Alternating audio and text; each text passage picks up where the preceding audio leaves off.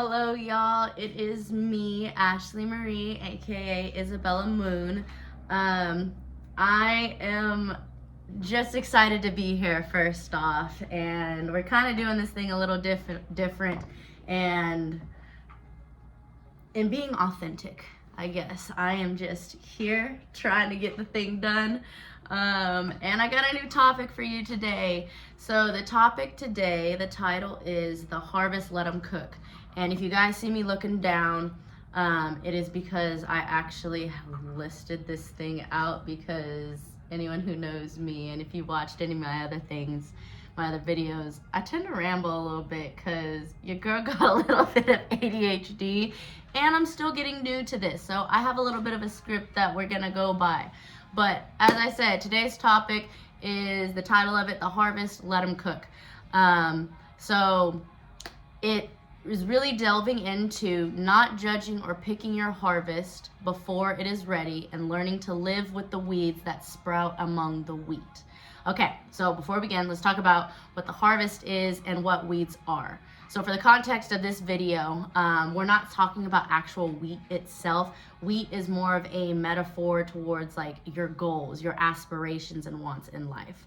Now, when I refer to weeds, those are going to be your unproductive habits, energy draining, non-self-aware, or spiteful, angry, trauma-triggered people. That's what we're gonna refer to weeds as. They could be honestly anything that will disrupt your bountiful harvest. So when we're talking about the harvest, there are 5 basic steps that you need to kind of take into account to experience the fruits of your labor. So we're going to continue with this metaphor, but just follow along in the thoughts of the harvest, and keep your goal or anything in mind so you can understand and relate and connect these together. So the 5 steps, the first one would be your seed selection. The second is planting and growth. The third is harvesting. The fourth would be milling and sifting. And then, hello Aries, the 5th is baking. So step 1, seed selection. What type of seeds are you sowing? What you say versus what you do. Do they align? Your actions versus words. Taking your personal accountability for the seeds you've chosen to sow.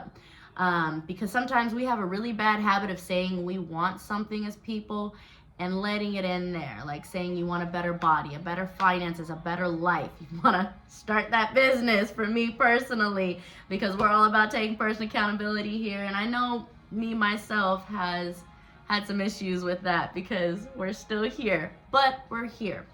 I'll eventually figure out how to put some mashups to this, because I feel like that would have been a perfect chirp, chirp, chirp moment. But yeah, the point here is that the first step of seed selection is the most important foundation. It will determine the type of harvest you receive. So if you are wanting to have a better body, well, do you have a gym plan? Do you have people to hold you accountable? Do you have goals set? Like, what is it that you want to attain in life?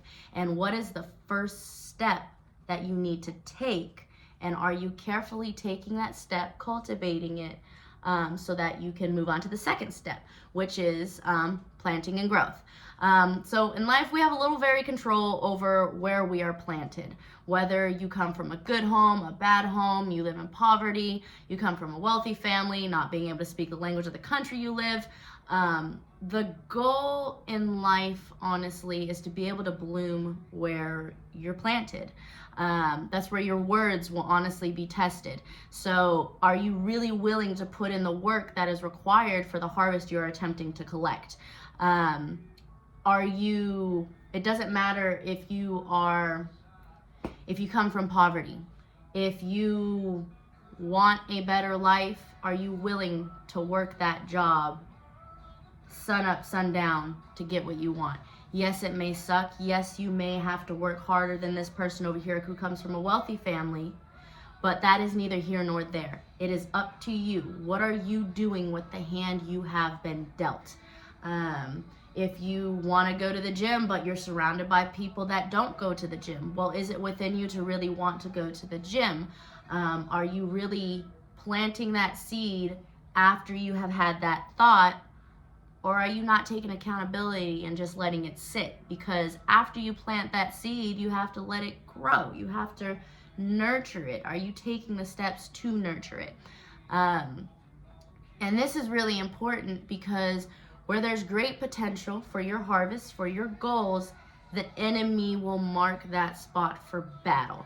Whether that's the spiritual form of the devil, minions, people in your life, sometimes your own thoughts in your mind. Because wheat, higher purposes, will attract weeds that can manifest in many ways. Some that I've listed here are financial struggles. Life is still going to occur while you're still sowing these seeds. Are you going to be able to have the mental willpower and discipline and fortitude to push through? That person that you can't stand at your job, are you going to let them affect you getting your bag, making your money, ruining your day? You have all of these seconds within the day, and are you going to let this little bit amount disrupt everything else? Enemies, that ex you keep going back to.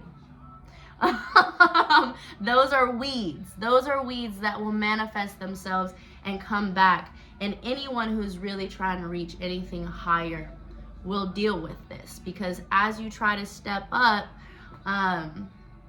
things will always try to pull you back down. That's kind of just life. And not even just pull you back down, sometimes disrail you, because you are entering into a new land. It's going to be different. And just because you are doesn't mean everyone else is. So you're going to feel uncomfortable as you take that next step up, and it's okay, because you have sowed a seed, you've picked your seed, you've planted it, because this is what you want. It's okay to want it. It's okay to be different than everyone else around you. I feel like when we were kids growing up, it's kind of like when you leave your grade and you go into this next grade and you don't know anybody, and you kind of want to keep in contact with your friends, but they kind of fall out. It's just naturally in life. Like, I don't know anyone. Granted, I'm a little different. I don't know anyone or talk to anyone that I went to elementary school with, high school with, middle school with, college with. There's very few people. And not everyone is meant to stay in your life forever. But it does not diminish their value in that aspect of your life. So don't let these distractions hold you back from where you're trying to go. And when it comes to these different weeds and whatnot, you don't want to simply yank them out, because you don't want to be petty, vindictive, or anything towards anyone that is attempting to disrupt what you have, because the goal is to produce healthy wheat results, even in the presence of weeds. Because if you go and you disturb that soil of what you're trying to do by yanking things out, you could potentially damage and do more worse. And sometimes those weeds are tangled up and they need to just be a little bit unfurled a little bit, because you don't want to damage your harvest.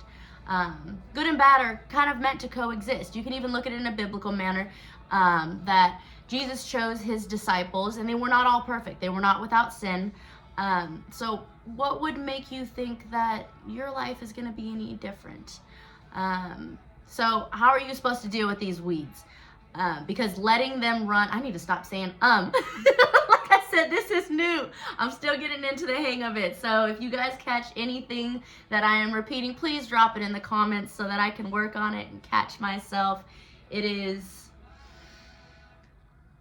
very nerve-wracking and very new getting into settling of this speaking. So back to what I was saying, what do you do with these weeds as they come into your life? Well, you bloom when the odds are against you.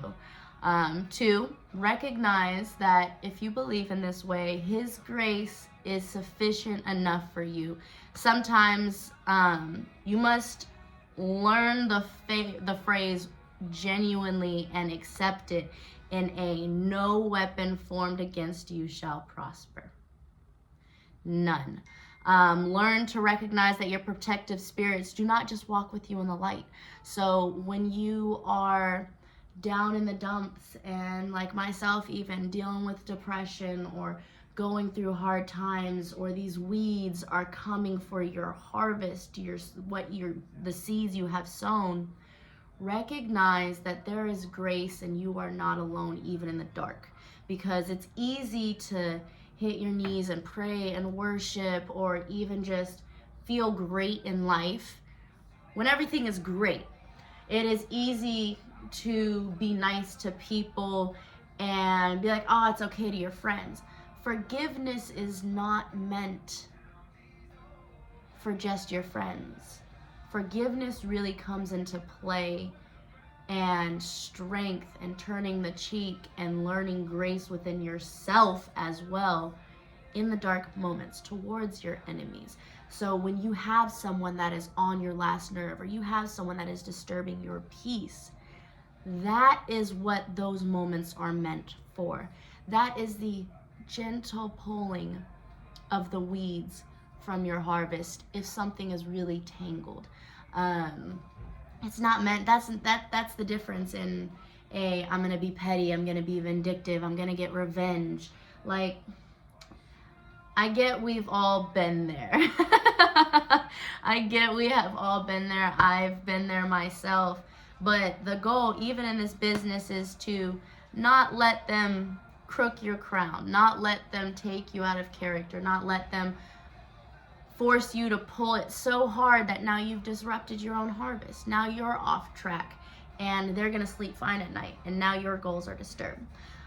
So when you're really down in the dumps and everything, you're gonna be surrounded by this, I'm in a time of harvest.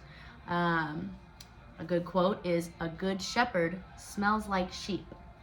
Let that sit with you. So another example that I have is, I got it from my pastor actually at church, and he was talking about Christmas lights, and really being that light within, even in the dark. And this is why the Christmas lights came up. You don't stop at the houses in ooh and ah of the ones that don't have lights on. You stop at the ones that have the twinkly lights, that have Santa and the reindeers and all of the commotion going on. But you would not recognize those so much without the houses that don't have lights. So that is where the good and the bad are meant to exist. The light and the darkness are meant to exist as one. If God did not want there to be evil, there would not be evil. And also, life is kind of like a heartbeat, even if you don't want to follow the religious side. There would not be highs without the lows. You need this in a heartbeat. If it was just this, you'd be dead. So you have to embrace the fact that there's going to be highs and there's going to be lows, and to live within the light and the grace that you have and you carry within the good times, so that you can protect your harvest. And learning, that's kind of where boundaries come in, where you can put a gate around this garden that you're protecting. That is what boundaries actually are. You are protecting your harvest. You are protecting your goals, so that not as many weeds come in. That is where you put the different, it's not fertilizer, but the weed eater or the bug deterrent, so that bugs don't get to your crops. Those are boundaries to fortify against weeds, you could say. And then in another biblical way, we're going to bring spirituality and religion into this. I am very much this is welcome to all. This is not meant to be a platform that is just Christianity, because I believe there is truth in all religion. And if you can't vibe with it, this may not be the channel for you, and respectfully find one that is. But if you're here for it, I welcome you. This is a very welcoming, non-judgmental community, and it will be kept that way.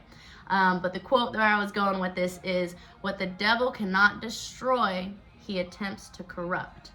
So where there is potential for great harvest and growth, there is great potential for weeds and suffering and attacks from the devil and his minions, because he recognizes that he can't touch you, so he will try to corrupt you and send little things his way. Send little things your way.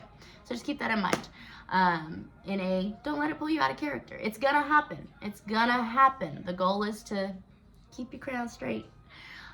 Step 3, we come to the harvest. So before we get into this, I'm gonna do another reference to the Bible and the fact that the Bible does not promise that you will not suffer. There is nothing in life, that in scripture, in talking to people, in therapists, in your parents, and whatever, there is no guarantee that you will not suffer. You will suffer. You will go through hardships in life. That's life. That's called growth. It's just like the heartbeat. You will have the highs, you will have the lows, and it's learning to have boundaries and how to get through that.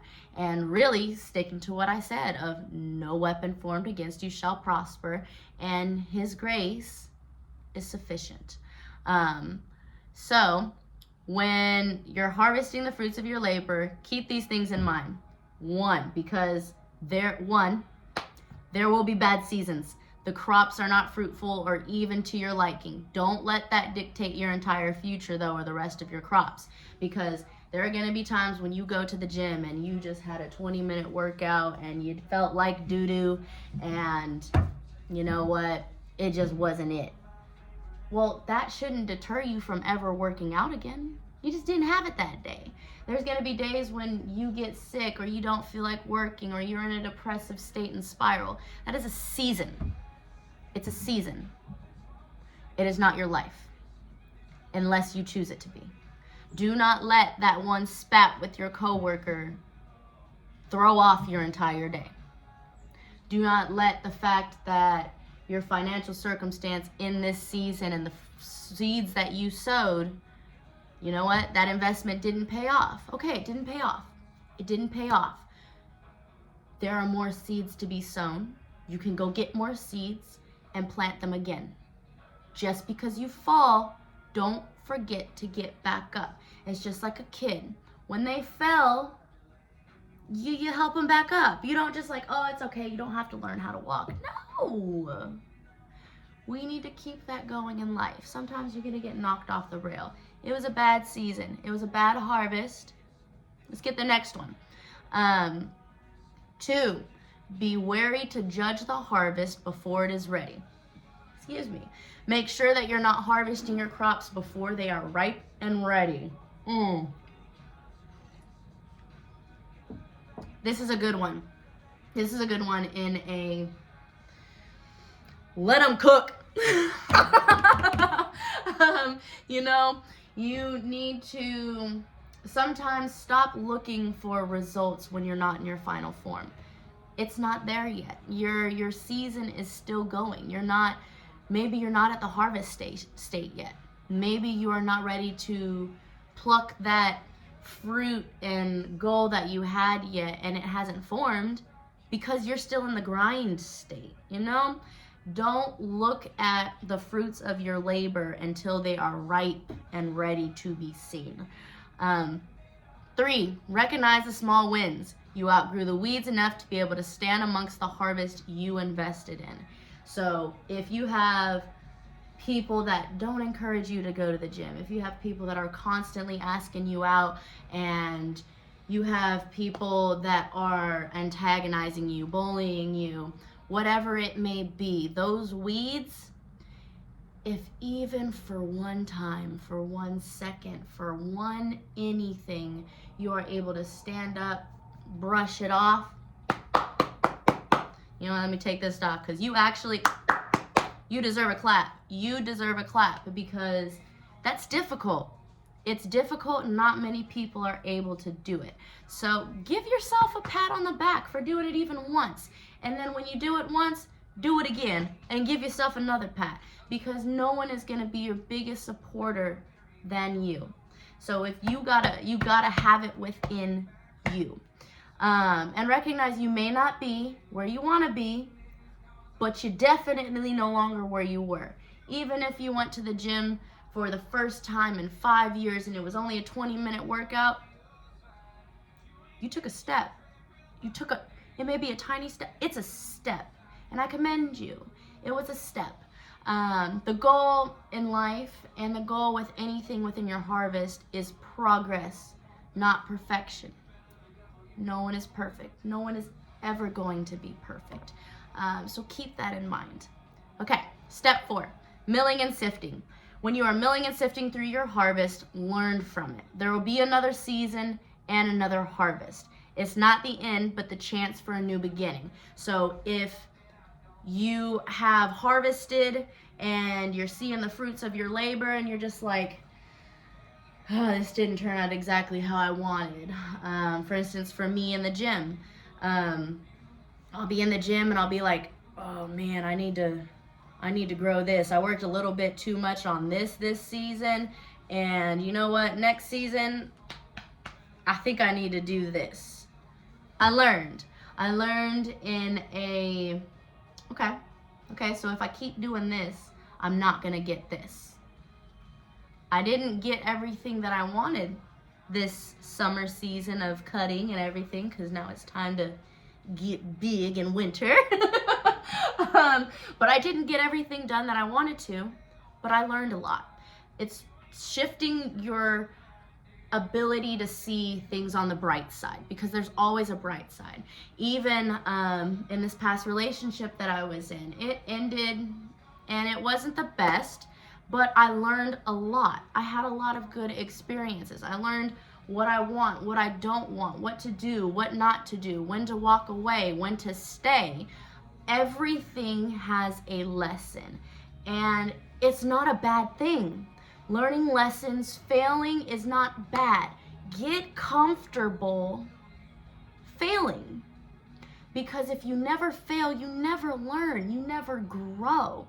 It is back to when you were a kid. When you walk and you fall and you hurt yourself and you're crying, or you're riding a bike and you fall off the bike and it hurts. Like, it hurts. Heartbreak hurts. Having a bad financial experience hurts. Getting fired from a job or getting that negative counseling, it hurts. But what did you learn? What did you learn? What did you learn? So like I said, it's not the end. It's a chance for a new beginning. Because there will be bad seasons and harvests, but that does not dictate your entire future. What you choose to do in that moment will. If you choose to be like, man, okay, forget it. I tried, and it didn't work out. So I'm just going to not try again. I'm not going to get up again. I'm not going to get back up on the bike. I'm not going to go to the gym. I'm not going to rehabilitate my finances. I'm never going to date again. Like, what you choose to do in the moment when failure presents itself speaks more on your character and where your life will be. Are you going to plant new seeds and start a new harvest, or are you going to starve for the rest of your life? That's up to you. Like, imagine if Maya Angelou had never written again after writing a bad poem. Imagine if Benjamin Franklin with electricity had given up. Where would we be? So, learn from your experiences and sow better seeds next time around. And then the final step, baking. Say it with me, y'all. You want to come up here, Cleo? Cleo's going to say it with me for you guys, too. Say it with me. Say it. Let them cook. Learn how to stand on your business, set boundaries, and when to stay and when to walk away. Because you want that loaf of bread, your harvest, and everything that you have been morphing into to your final form. You want the fruits of your labors to come out just right. You want that body to be banging. You want that spiritual awareness within yourself to be, woo, no one can shatter me, shift me, to pull me out of character. You want that for yourself, or else you wouldn't be trying to better yourself. You want that car. You have to say it with me. Say it with me, Cleo. Say it. Let them cook. You gotta let it sit. Let it cook. Give it time to marinate, because I'm telling you, it'll be beautiful when you get out the other side. So learn to be fruitful in hard places, not just the good ones, because life doesn't always deal you the best hands, just like the higher powers that work amongst us in the spiritual realm. Learn to use it all. Learn to use it all, the good and the bad. Another quote for you is, the most interesting of plants grow in the shade and uncommon places. When you get those plants that bloom once every 10 years, or you get those plants, or you see a sunflower growing in the cement or something, you stop and you take a photo and you admire it. It's different. It's different. So that's all I have for today, y'all. I hope you enjoyed this. If you did, please feel free to drop a comment in the comment section. Like, share. As always, it's a pleasure to talk to y'all. Thank you if you made it this far. And yeah, till next time, y'all, it's me, Ashley Marie, aka Isabella Moon, and I hope you have a blessed day.